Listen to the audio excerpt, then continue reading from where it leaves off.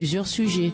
L'opposition face au pouvoir, l'Assemblée nationale et la déclaration de politique générale du Premier ministre, le débat sur la dissolution ou pas du Parlement, les prochaines législatives, les relations entre le président de la République et le chef du gouvernement, la pression fiscale sur les entreprises sénégalaises, la diplomatie sénégalaise et plusieurs autres sujets. Thierno Bokoum face à Babacar Fall, le grand jury, dimanche 11h10 sur RFM. Du grand jury de RFM, la question semble reléguée au second plan, mais l'immigration clandestine est plus que jamais d'actualité. Les jeunes Sénégalais toujours déterminés à quitter le pays à la recherche d'un mieux-être ailleurs sur d'autres continents. Vendredi, la Marine nationale a intercepté une pirogue au large de Lompoul avec à son bord 202 candidats à l'immigration irrégulière qui voulaient atteindre les côtes européennes. Bonjour Thierno Bokoum. Bonjour Babacar. Merci d'avoir accepté notre invitation. C'est moi qui vous remercie. Permettez-moi de saluer tous ceux qui nous suivent actuellement. La victoire éclatante de Bassirou Diomaye Faye à la présidentielle de février dernier était la traduction d'une grosse envie de changement dans la gestion des affaires du pays exprimée par les Sénégalais, mais surtout l'arrivée du tandem Diomaye Faye-Ousmane Sonko au pouvoir a fait renaître l'espoir chez les jeunes. Alors pourquoi toujours cette intention de quitter le Sénégal à bord de ces embarcations et risquer sa vie pour tenter l'immigration? Babacar, c'est une question pénible. Nous voyons que depuis pas mal d'années, beaucoup de Sénégalais tentent l'immigration.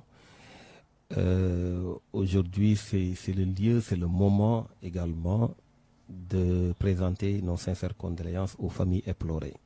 Ce sont des familles nombreuses, parce qu'il y a eu énormément de victimes. Récemment, entre la Mauritanie et le Sénégal, il y a eu des dizaines de morts. Oui, parfaitement, et véritablement, il y en a eu, il continue à en avoir. Je pense qu'il faut définitivement s'orienter sur cette question et trouver des solutions. Mais effectivement, vous venez de le dire, il y a un manque d'espoir. C'est clair, c'est évident. Parce que quand on a de l'espoir dans son pays, on ne quitte pas son pays, surtout de cette manière. Je pense que cette question est une question, comme je l'ai dit tout à l'heure, extrêmement sérieuse. Il y a différentes causes qui peuvent être annoncées, mais surtout il y a la cause économique. Et quand je parle de cause économique, je parle de pouvoir d'achat. Le pouvoir d'achat au Sénégal est très très faible dans les ménages, très très très faible dans les familles. Et nous constatons aujourd'hui encore plus que jamais que les jeunes n'ont pas renoncé à l'immigration clandestine. Et je dis souvent, quand il s'agit de questions de survie, ce sont des questions quotidiennes. C'est-à-dire un jeune qui a un problème de survie ne va pas attendre que le gouvernement puisse faire des résultats, etc. C'est des solutions qu'on cherche à avoir tous les jours.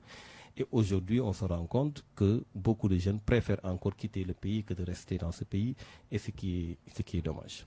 Malgré les assurances des nouveaux pouvoirs publics, Ousmane Sonko, le Premier ministre, a adressé un message aux jeunes, leur demande de rester au pays et d'attendre que les choses s'améliorent. Oui, malgré cela, le constat est clair et unanime que les jeunes continuent d'emprunter les pirogues pour une immigration clandestine. C'est très dommage, c'est ce que nous regrettons. Ils sont peut-être un peu trop impatients, peut-être, les jeunes Sénégalais. Bon, vous savez, moi, je le dis déjà, on va y revenir. J'ai plusieurs fois alerté sur pas mal de questions concernant le régime. Mais je dois avouer que sur certaines questions qui relèvent des politiques publiques et des réformes structurelles, il faut un peu de patience. Je pense qu'il faut de la patience pour voir ce qui a été semé et ce qu'on va récolter. Mais sur d'autres questions, nous avons eu l'occasion d'en parler. Et là, il ne s'agit pas d'être patient, mais il s'agit d'alerter dès maintenant. Quelles politiques efficaces alors pour vaincre le chômage? Alors, vous savez, sur cette question, je pense fondamentalement, il n'y a pas, disons, de solution miracle. Mais il faut évidemment évaluer tout ce qui a été fait jusque-là. Parce que tous les régimes qui sont passés ont eu des politiques d'emploi. Est-ce que ça a réussi ou pas? Ou est-ce que ça cloche? Il faudra faire l'inventaire de tout ça. Aujourd'hui, ce que je peux dire très clairement, c'est qu'il faut véritablement appuyer sur deux leviers. Il y a un levier qu'on oublie, c'est le levier de la gestion des emplois existants. Parce que ce que les gens ne disent pas, c'est qu'il y a énormément de pertes d'emplois dans notre pays. Énormément. C'est-à-dire, aujourd'hui, on se rend compte que dans certains domaines de prédilection des Sénégalais qui sont dans la vie active, notamment dans le secteur primaire avec l'agriculture, l'artisanat, l'élevage, etc., la pêche surtout, il y a beaucoup de pertes d'emplois. Il y a des pertes d'emplois au niveau de l'informel. On a vu ce qui se passe du secteur informel, on a vu ce qui se passe avec les marchands ambulants, avec les mécaniciens, les menuisiers métalliques, etc., qui sont déplacés de lieu en lieu, à qui on n'offre pas d'alternative. Il y a énormément de pertes d'emplois au niveau du secteur privé. Parce que nous avons comment trouver le juste milieu entre désencombrer la voie publique et la possibilité pour les jeunes Sénégalais de travailler, de devenir vendeur ambulant ou tablier? Oui, mais il faut des actions en concomitance. En même temps qu'on cherche à désencombrer, il faut proposer des solutions alternatives. On ne désencombre pas en ne tenant pas compte du fait que ces jeunes cherchent la dépense quotidienne. C'est-à-dire qu'ils ont besoin quotidien. On ne peut pas leur priver ce besoin au risque de leur faire perdre l'espoir et de prendre la pirogue. Donc je pense que sur ce premier levier, c'est extrêmement important de le dire, il faut la gestion des emplois existants. Il faut le maintien de ces emplois en encadrant le secteur privé, renforçant le secteur privé, en investissant et encadrant les autres secteurs, notamment le domaine primaire ou avec l'agriculture, la pêche, etc., et également en faisant en sorte que ceux qui ont de l'emploi puissent véritablement s'en sortir et continuer à maintenir leur emploi. L'autre levier maintenant, c'est la création d'emplois. Et ça... On peut d'abord s'arrêter sur, oui. Sur les emplois menacés, cette pression fiscale sur les entreprises. Pas que les entreprises de pression, parce qu'on ne doit pas être focus sur ça. Aujourd'hui, presque toutes les entreprises se plaignent de cette énorme pression fiscale. Les entreprises qui menacent de fermer tout simplement parce que ne pouvons plus tenir du fait de l'environnement économique qui n'est pas favorable à la pérennisation des emplois, des entreprises aussi. Vous savez, nous avons entendu le président de la République parler de déformation professionnelle. C'est très important, les mots ont leur sens. Quand on a comme solution dans la tête un marteau, on voit tous les problèmes sous forme de clous. Ce qu'il faut comprendre, c'est que de plus en plus, depuis que le régime s'est installé... Un aveu de Bassirou Diomaye Faye lors de son entretien avec la presse. Effectivement. C'est-à-dire aujourd'hui, de plus en plus, on se rend compte que les solutions sont d'ordre fiscal. C'est-à-dire que de plus souvent, on nous parle d'impôts, on nous parle de terre. On a l'impression qu'on est en train d'impôt dominiser la gestion de l'État. Et ça, c'est un problème. Il faut comprendre la structure économique de notre pays. Aujourd'hui, plus de 90% de la population active est dans l'informel. Il faut qu'on essaie d'élargir l'assiette fiscale. On a besoin de formaliser cet informel à travers des mesures incitatives. Malheureusement, qu'est-ce qu'on fait? Il y a des Sénégalais qui ont décidé de se formaliser. Ils pouvaient ne pas se formaliser, qui décident de payer des impôts, etc. Mais il faut les encadrer, il faut les soutenir. Il y a des facteurs exogènes qui influent sur l'entreprise. L'entreprise, ce n'est pas comme un long fleuve, c'est pas tout ne marche pas tout le temps. Donc l'État doit encadrer ces entreprises, l'État doit soutenir ces entreprises pour faire en sorte que les entreprises, en retour, puissent aider l'État dans la politique d'emploi. Parce que c'est le secteur privé qui emploie. Ce n'est pas l'État qui doit, en tout cas ce n'est pas le rôle de l'État. L'État doit créer les conditions. Et parmi ces conditions, il faut nécessairement faire des facilités aux entreprises. Maintenant, c'est vrai que l'État a besoin de recettes fiscales. Mais il faudra travailler dans un cadre beaucoup plus global. Ne pas faire une fixation sur le paiement disons, des impôts, mais faire un travail beaucoup plus global en tenant compte des difficultés des entreprises, en trouvant des solutions et en élargissant l'assiette. Et c'est à partir de ce moment qu'on aura des recettes pour l'État, mais en même temps, on aura des entreprises qui sont viables. On va maintenant parler des premières mesures sociales prises par les nouvelles autorités du pays. Un bon début ou pas? Bon, les mesures sociales, il faut toujours s'en féliciter. Il faut toujours s'en féliciter, je le dis souvent, mais il faut aussi être très transparent. Nous avons un État qui souvent communique sur certains aspects et, disons, ne se prononce pas sur d'autres, alors que c'est une globalité qu'il faut gérer. Quand, par exemple, il y a la réduction du prix de l'engrais, mais s'il y a une réduction sur le plan international, sur le marché international, ça se répercute inévitablement sur le prix à l'interne. Oui, ça coule de source. Oui. Voilà, ça coule de source. Donc, est-ce qu'ils ont assez communiqué sur ça? Parce qu'en réalité, lorsque il y aura une hausse des prix au niveau de l'international, ce sont des facteurs exogènes, évidemment, ça va se répercuter encore sur les prix au Sénégal. Et à partir de ce moment, on entendra l'État qui dira oui, c'est normal parce que sur le plan international. Donc il faut de la transparence. C'est comme pour la baguette de pain. Quand on diminue le poids, mais évidemment, le prix doit baisser. C'est évident. Donc, il ne se prononce pas sur ça. Mais je dis très clairement, le plus souvent, ce sont des baisses dont l'État n'a même pas la maîtrise. Parce que quand on fait des baisses sur des prix, disons, sur des produits qui sont importés, c'est clair que disons, la fluctuation des prix est corollaire à l'évolution des prix à l'international. Si ça augmente, bien entendu, ça va augmenter à ce niveau. Donc ce qu'il faut, c'est bien entendu faire en sorte d'avoir un développement endogène. Faire en sorte qu'on puisse produire chez nous, qu'on puisse avoir ces produits-là chez nous. L'engrais, c'est possible. Le pain avec le blé, c'est possible. Il faut travailler sur ça. L'intention est là. Le nouveau régime dit travailler pour ça, s'attelle à justement réussir là où ses prédécesseurs ont échoué. L'autosuffisance alimentaire.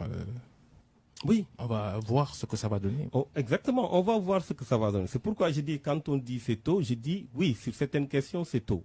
C'est tôt aujourd'hui de les évaluer sur la souveraineté alimentaire, c'est tôt de les évaluer sur la politique d'emploi, etc. C'est des semences. On va attendre les récoltes pour voir ce que cela va donner.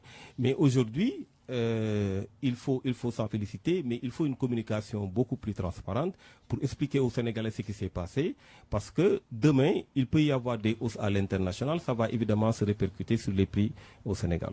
La baisse des tarifs des énergies, principalement les carburants et l'électricité, aurait peut-être eu davantage d'impact sur le pouvoir d'achat des Sénégalais, mais on semble en être loin, là, actuellement. Non, mais la baisse de l'électricité, il y a une baisse de l'électricité parce qu'il y a une subvention sur l'électricité.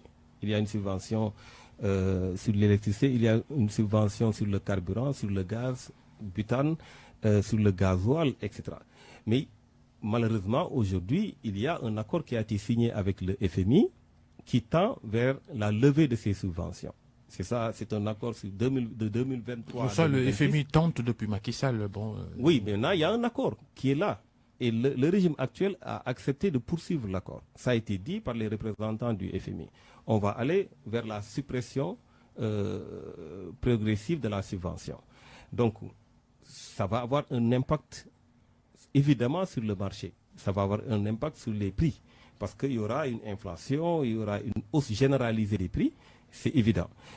Maintenant, ils le font d'une manière graduelle. Ils commencent d'abord par désigner, disons, des entreprises qui ne doivent pas bénéficier de ces subventions parce qu'ils disent qu'ils n'en ont pas besoin, etc. Mais c'est évident qu'une entreprise sénégalaise qui est un champion pour nous, par exemple, qui exporte, je donne l'exemple du ciment avec Socosim, etc. Lorsque les coûts de production augmentent parce qu'il y a l'électricité qui augmente, ça se répercute sur les prix, ça c'est clair. Et ça se répercute également sur la compétitivité de l'entreprise. Donc, en économie, on ne peut pas cibler des gens ou isoler des gens pensant pouvoir régler un problème. Non. Quand on isole, quand on cible, évidemment, ça va se répercuter sur les autres parce que c'est tout un cercle qu'il faudra gérer. Donc, si les produits deviennent chers, ça va se répercuter sur le pouvoir d'achat du Sénégalais. Donc, et quand ça se répercute sur le pouvoir d'achat du Sénégalais ou sur les coûts de production, par exemple, on donne l'exemple de l'électricité, même le tailleur utilise l'électricité. Ça va jouer sur le prix, évidemment, et ainsi de suite. Et quand on vend quelque chose et qu'on sent la hausse des prix un peu partout, on a le réflexe d'augmenter les prix soi-même pour pouvoir être au niveau du marché. Donc c'est ça qu'on appelle la hausse généralisée des prix. Et ça, je pense que Le régime actuel devait beaucoup réfléchir avant de donner un accord au FMI. Je pense qu'il fallait quand même attendre un peu et voir les voies et moyens de pouvoir gérer cette question, surtout qu'il y aura des rentrées de fonds par rapport aux hydrocarbures.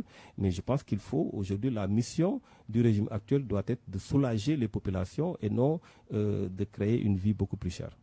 Ces subventions sur l'électricité, officiellement, elles existent, mais les ménages ressentent le contraire. Cette absence de transparence dans la tarification de l'électricité au Sénégal. Beaucoup de ménages se plaignent. Les ménages, les associations n'ont aucun moyen de contrôler comment ils sont facturés. Oui, je pense que cette question également pose un problème de transparence. J'en ai parlé tout à l'heure. Il y a des tranches qui sont prévues, mais on ne sait pas, les Sénégalais ne comprennent pas beaucoup. Mais le problème fondamental... Sous Macky Sall, on nous avait vendu la suppression de la troisième tranche, mais l'électricité reste... Oui, c'est toujours cher. C'est cher et malheureusement, ça va devenir encore plus cher parce que lorsque les subventions vont être totalement levées, ça va être encore beaucoup plus cher. Et ça va se répercuter sur les populations. Ils risquent d'aller vers une crise sociale. Et ça, il faut que les Sénégalais le sachent dès maintenant. Il ne faut pas attendre jusqu'à ce que ça aboutisse pour qu'on en parle. Il faut qu'on en parle dès maintenant. C'est pourquoi je dis, par rapport à l'électricité, effectivement, il y a la cherté de l'électricité, il y a la cherté de la vie d'une manière générale, parce qu'aussi, il y a un problème de pouvoir d'achat. Le véritable problème du Sénégal, c'est le problème de pouvoir d'achat, en fait. C'est-à-dire qu'il y a peu d'emplois. Dans les ménages, ceux qui supportent les charges, qui ont du travail, il y en a même qui préfèrent faire une immigration clandestine parce que tout simplement, les charges sont très lourdes. Et c'est ça qui est problématique dans notre pays. Thierno Bokoum, l'invité du grand jury, le leader du mouvement politique Alliance générationnelle pour les intérêts de la République Agir. Pourquoi avez-vous décidé de militer dans l'opposition, de vous opposer au régime de Pastef, parti politique avec qui pourtant vous avez partagé des combats quand Macky Sall était au pouvoir? Oui, nous avons décidé d'être des sentinelles.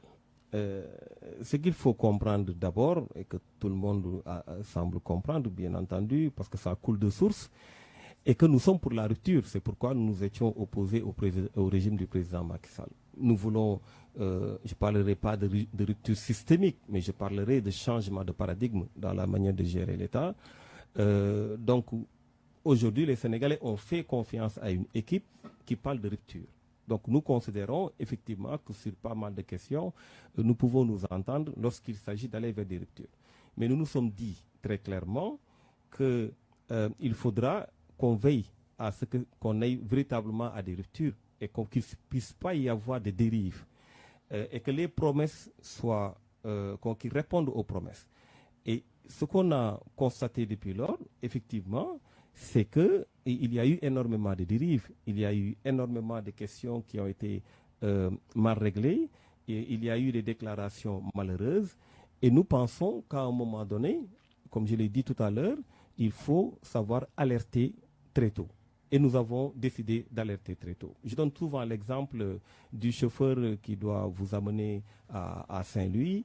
Dès qu'on sort de Dakar, il commence à somnoler, mais il faut le réveiller. Il ne faut pas attendre d'arriver à Kébémer ou à Tivaouane pour pouvoir le réveiller. Entre Dakar et Kébémer, tout peut se passer. Donc nous avons décidé de dire à ceux qui gèrent ce pays actuellement que, attention, il y a des choses qu'il ne faut pas faire. Il faut respecter l'état de droit, il faut respecter les institutions, il faut mesurer le poids de la charge de la mission. Il faut évidemment travailler exclusivement pour les intérêts des populations. C'est pourquoi nous avons décidé de faire des sorties dans ce sens. Et la distribution des charges publiques, les nominations à des postes clés depuis qu'ils sont au pouvoir, la presse du week-end évoque d'ailleurs le népotisme, la partisanerie, la compétence reléguée au second plan. Vous avez le même avis sur ce sujet? Il y a évidemment un partage du gâteau. C'est évident. Nous l'avons tous constaté. J'ai entendu certains d'entre eux mettre de côté l'appel à candidature, prétextant qu'il faut légiférer. Non. Ce qui n'est pas faux. Non, ce qui n'est pas vrai. Ce qui n'est pas vrai, Babacar. Il faut comprendre une chose.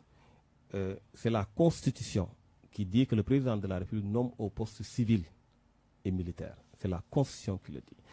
L'appel à candidature, c'est un processus d'accession à un poste. Le président peut choisir de faire des entretiens ou de faire un appel à candidature ou n'importe quelle voie. L'essentiel, c'est qu'il appose sa signature sur un décret. Maintenant, quels sont les termes d'évaluation qu'il doit mettre en place, quel est le processus d'évaluation, etc. Ça, c'est du ressort du président de la République. Donc, faire un appel à candidature n'est pas du tout contraire à la loi. Du tout. N'est pas du tout contraire. On n'a pas besoin de légiférer pour faire appel à candidature. On n'en a pas besoin. Si le président de la République a le pouvoir discrétionnaire de faire des nominations. Quand on a le pouvoir discrétionnaire de faire des nominations, on peut utiliser toute forme de processus pour pouvoir choisir ses hommes. Donc, s'il décide, lui, de faire un appel à candidature, ce n'est pas contraire à la loi, ce n'est pas contraire à la Constitution.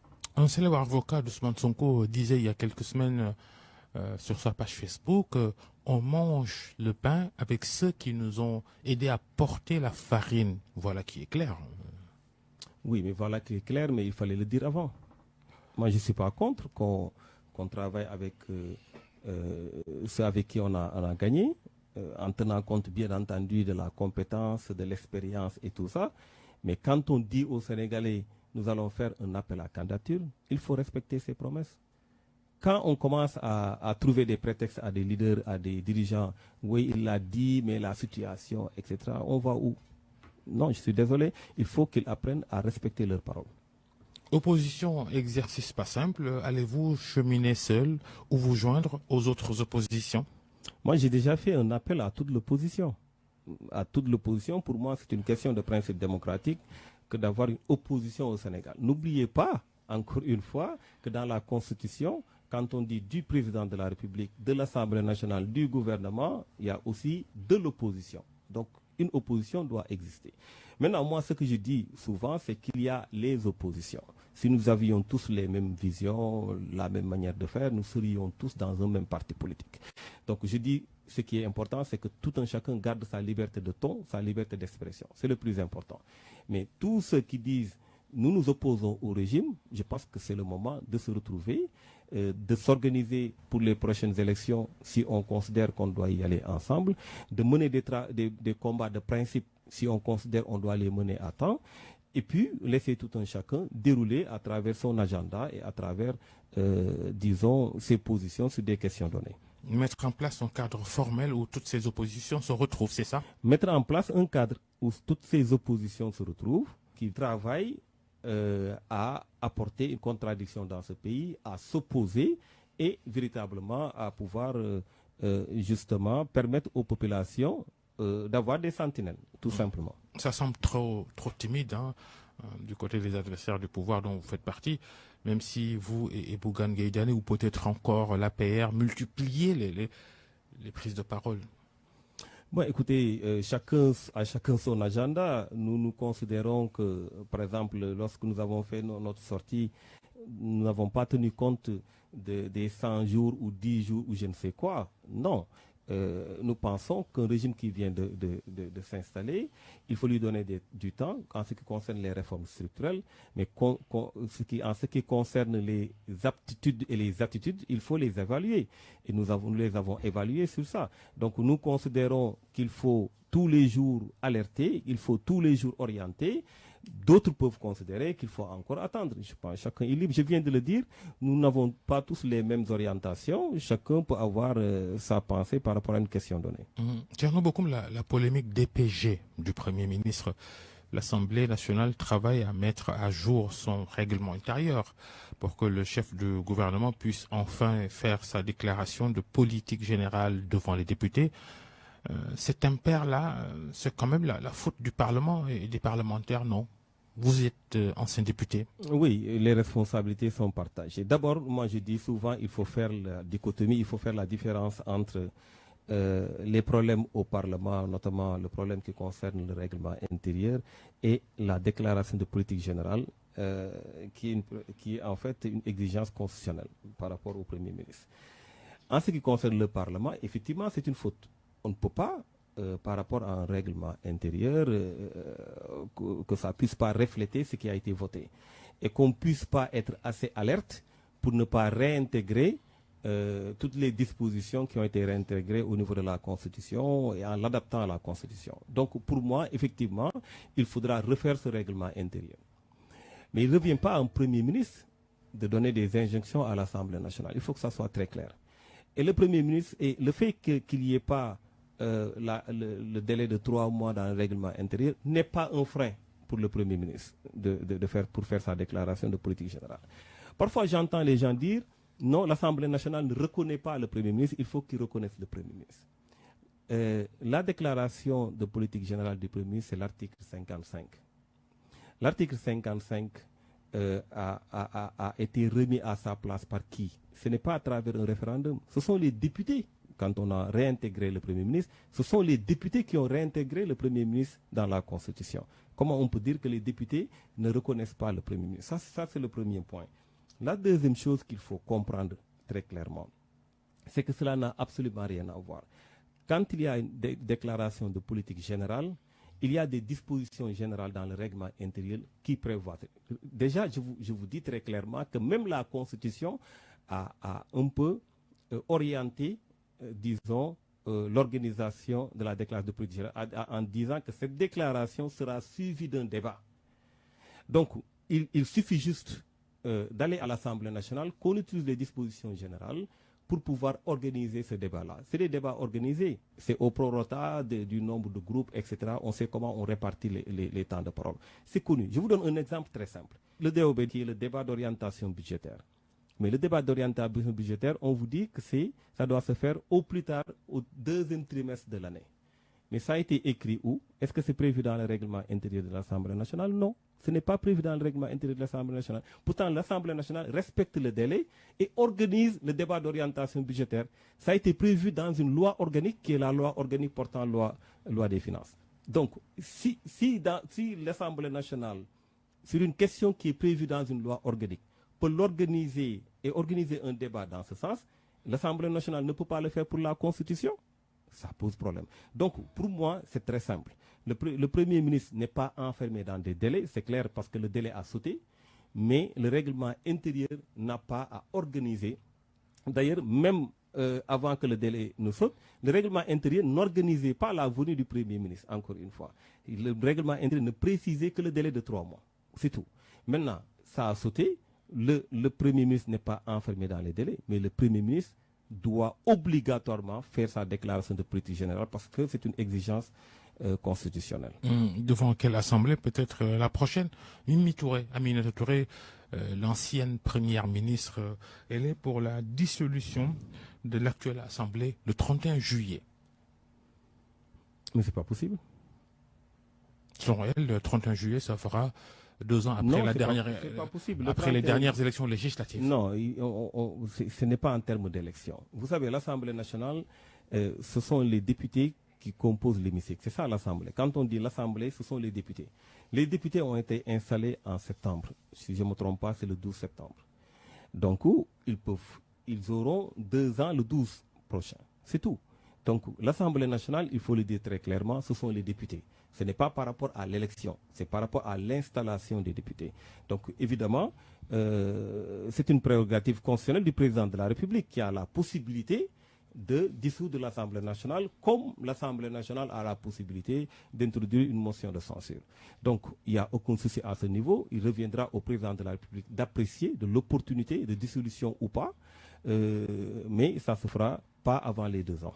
Sur la même question, lors de son entretien accordé à la presse locale, Bassirou Diomaye Faye avait déclaré que de façon, même si Ousmane Sonko avait décidé de faire sa DPG devant une autre assemblée dite populaire, ça aurait eu beaucoup plus de qualité que celle qu'il pourrait trouver à l'Assemblée nationale. Ça vous avait choqué? Vous avez violemment réagi à ces propos de Bassirou Diomaye Faye, propos jugés graves par vous, Thierno Bocoum. Grave et inacceptable. Le président de la République est le gardien de la Constitution. Quand il jure, dans ce qu'il dit clairement, je jure devant Dieu, devant la nation sénégalaise, d'observer et de faire observer scrupuleusement les dispositions de la Constitution et des lois. Scrupuleusement, ça a un sens, c'est-à-dire avec rigueur. La Constitution doit être le document de chevet du président de la République. Il en est le gardien. Il ne peut pas faire une telle déclaration qui est très, très, très grave. Pourquoi? Parce que l'article 55 de la Constitution dit clairement qu'une fois élu, le Premier ministre fait sa déclaration de politique générale devant l'Assemblée nationale. C'est clair, net et précis. Donc, pourquoi, pour donner juste des gages, que le président de la République oublie sa mission première, qui est de défendre la Constitution, qui est de faire observer et de faire observer, observer et de faire observer les dispositions de la Constitution. Ça pose énormément de problèmes. C'est pourquoi je dis, c'est très très dommage qu'on en arrive là. Extrêmement grave ce qui a été dit. Parce que aujourd'hui, quoi qu'on puisse dire, le président de la République, Bassirou Diomaye Faye, même s'il se prend pour un président intérimaire, ce qui n'est pas dans la Constitution, il ne dit pas comme ça. Et le président de la République. Il est le président de la République. Il a été élu au suffrage universel direct. Les députés, ce sont les députés du peuple, ce sont les représentants du peuple. Ils ont été également élus au suffrage universel direct. Et si vous allez dans la Constitution, à l'article 3, l'article 3 dit quoi? L'article 3 dit que la souveraineté nationale appartient au peuple qui l'exerce par ses représentants ou par référendum. Et l'article alinéa 2 insiste en disant il n'y a aucune section du peuple, aucun individu ne peut s'approprier de l'exercice de cette souveraineté. Aucune section du peuple. C'est-à-dire, aujourd'hui, c'est très clair. C'est-à-dire, s'il avait le document comme un document de chevet, il allait comprendre que ce qu'il a dit est extrêmement grave. On ne peut pas banaliser de cette manière l'Assemblée nationale en voulant juste donner des gages à son Premier ministre. Et pire, il parle d'immunité. C'est-à-dire, il revient à des élus d'avoir de l'immunité par rapport à un nommé. Il revient aux députés de l'Assemblée nationale d'être humbles face aux injonctions inacceptables d'un Premier ministre. C'est extrêmement grave. C'est pourquoi nous condamnons fortement ce qui a été dit en tant que... on peut admettre qu'un Premier ministre puisse dérailler et qu'on puisse lui remettre les bretelles, etc. Mais qu'un président de la République, gardien de la Constitution, puisse encourager la violation des dispositions de la Constitution, c'est extrêmement grave. Mais au fond, il veut, Bassirou Diomaye Faye, qu'Ousmane Sonko se présente devant les députés pour faire sa déclaration de politique générale, malgré ses propos peut-être politiciens, pour ainsi dire, dans la forme et de façon beaucoup plus officielle et institutionnelle. Il pousse le Premier ministre à aller faire sa DPG à l'Assemblée nationale. Il a d'ailleurs rappelé en réunion du Conseil des ministres cette semaine. C'est le seul acte qu'on attendait de lui. Le seul. Pousser son Premier ministre à aller faire sa déclaration de politique générale conformément aux dispositions de la loi. Les relations entre les deux, Bassirou Diomaye Faye et Ousmane Sonko, et le partage des rôles dans la gestion du pays. Confusion de rôle. On a vu un premier président de la République qui demande à son Premier ministre de regarder le fauteuil. C'est-à-dire on nous installe au moment où je vous parle dans une période de campagne électorale permanente. On a un président un Premier ministre à qui on promet de venir s'asseoir sur le fauteuil présidentiel et qui doit, au lieu de se concentrer sur les résultats, qui va évidemment continuer à faire de la politique politicienne. Et les faits révèlent cet état de fait. Qu'est-ce qui s'est passé? Quand il y a eu la survenance de l'alternance, les attentes sont nombreuses. Les Sénégalais ont des attentes sur pas mal de questions.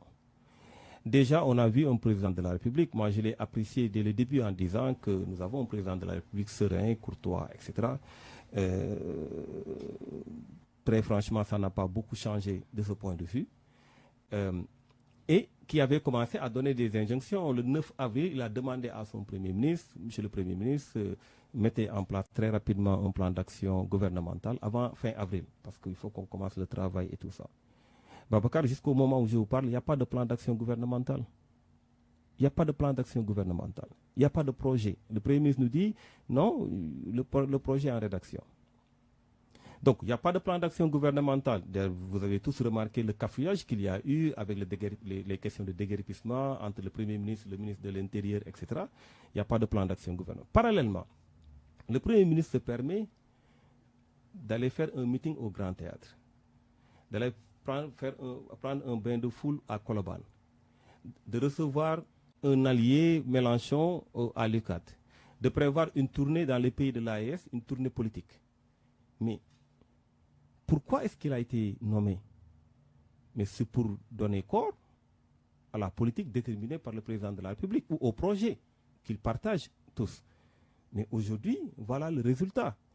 Et c'est le président de la République qui légitimise cette action en disant, je lui demande davantage d'éviter même de lorgner, mais d'avoir en face le siège.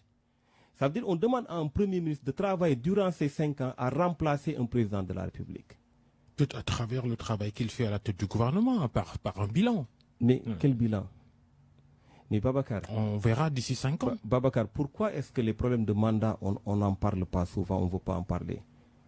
Parce qu'il y a le temps du travail. Aujourd'hui, non seulement on parle de problème de mandat, mais on parle de problème de remplacement du président de la République. Dès maintenant, en début de mandat, c'est extrêmement grave. Après 100 jours. Après 100 jours. Seulement. Déjà, on en parle.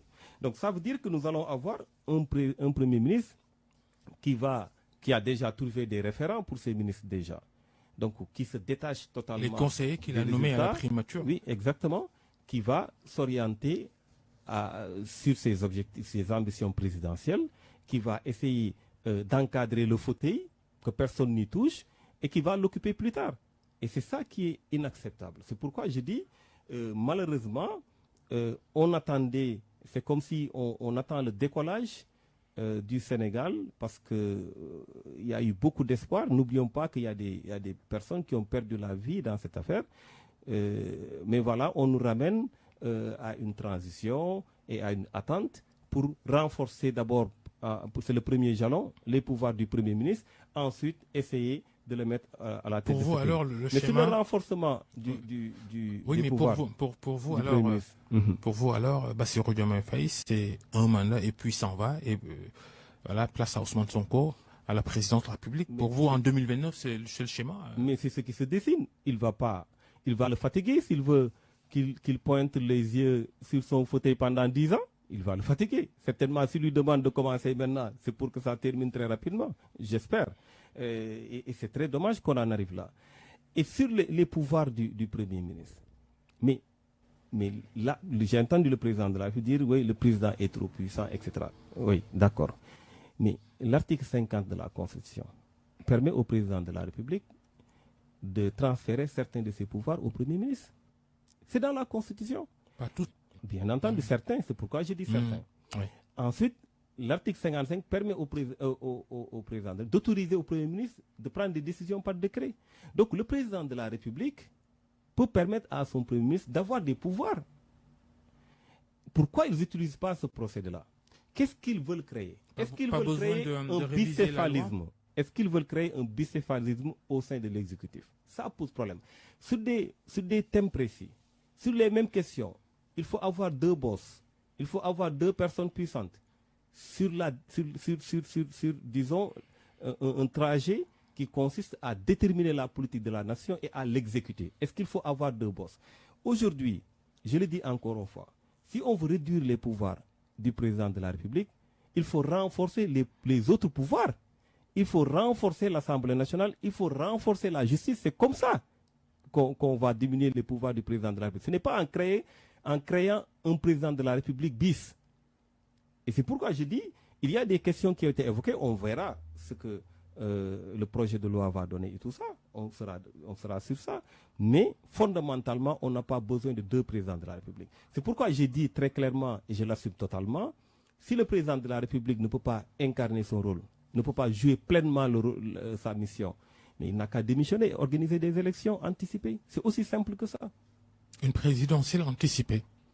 une présidentielle anticipée. Parce qu'on ne peut pas faire croire, comprendre aux Sénégalais que je ne juge pas d'une légitimité. C'est une légitimité par ricochet. Il y a un Messie qui est là, il faut qu'on l'attende. D'ailleurs, je vais même renforcer ses pouvoirs. Ensuite, je ferai en sorte qu'il vienne. Mais on perd du temps.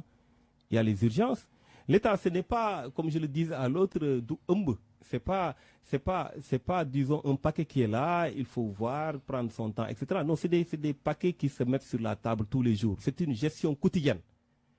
Si on ne gère pas quotidiennement les questions de ce pays-là, les problèmes de ce pays, on risque d'arriver dans des situations extrêmement difficiles. Et on a besoin d'un président de la République concentré sur ses missions, parce que les connaissant suffisamment, on a besoin d'un Premier ministre qui exécute la politique qui a été déterminée et qui travaille avec un gouvernement.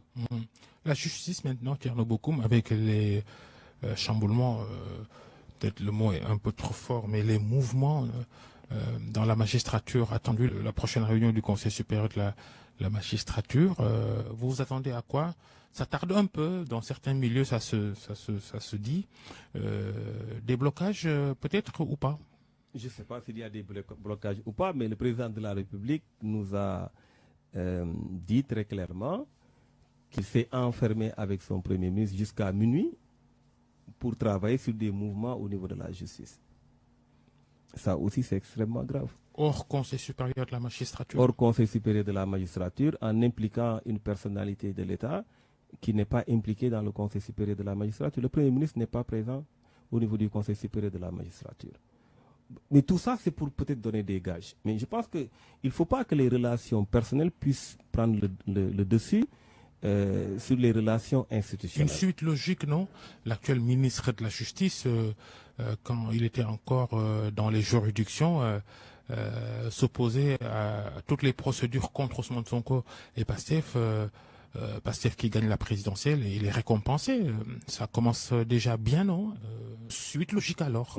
Oui, un ministre de la Justice qui envoie une vidéo au Premier ministre pour lui dire qu'est-ce que je dois faire.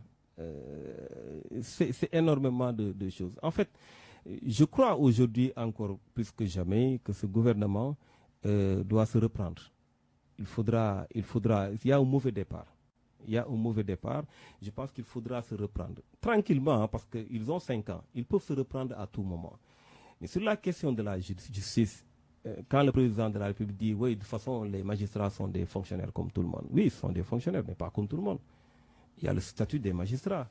Il y a des garanties statutaires. Il y a des choses à respecter. On ne peut pas se lever un bon jour, faire un chamboulement. Sur la base de quoi? Si Ousmane Sonko et Bassirou Diomaye Faye s'enferment pour manipuler les dominations de magistrats, mais alors ce sera la justice des vainqueurs, pas de rupture, et alors l'indépendance de la justice, il faudra peut-être l'oublier pour longtemps. Moi j'espère que l'UMS va réagir le moment venu, je l'espère. Parce que vous savez, le combat pour la liberté des magistrats, le combat pour la justice dans ce pays, une justice indépendante, c'est un combat de longue haleine. C'est-à-dire que ça a été mené à travers tous les régimes. On ne peut pas un bon jour se lever, se mettre entre 4 murs et décider du sort de la justice comme ça. C'est inacceptable. Donc je pense fondamentalement que ce n'est pas le rôle du Premier ministre en collaboration avec le président de la République de travailler sur des mouvements au niveau de la justice. On termine par la diplomatie. Sous Bassirou Diomaye Faye, le président du Sénégal désigné par la CEDEAO médiateur auprès de l'AES, l'Alliance des États du Sahel, constituée du Niger, du Mali et du Burkina. C'est Bassirou Diomaye Faye et Faure Gnassingbé du Togo qui sont désignés par la communauté des États d'Afrique de l'Ouest. Mission facile ou difficile pour lui, qu'il attend, lui, Diomaye Faye? Ce n'est pas sa mission. Il n'était pas là quand tout se faisait. Il n'est pas comptable de tout ça. Ça, c'est la première chose. C'est pas une raison pour ne pas le nommer médiateur. Non, ce n'est pas une raison. Mais je veux dire par là qu'il y a d'autres personnes qui sont mieux placées pour jouer ce rôle. La première chose. La deuxième chose est que je pense qu'il peut... Moi, je suis d'accord avec lui, avec le président de la République, sur le fait qu'on doit rester au niveau de la CEDEAO. Ça, c'est clair, ce n'est même pas un débat chez nous.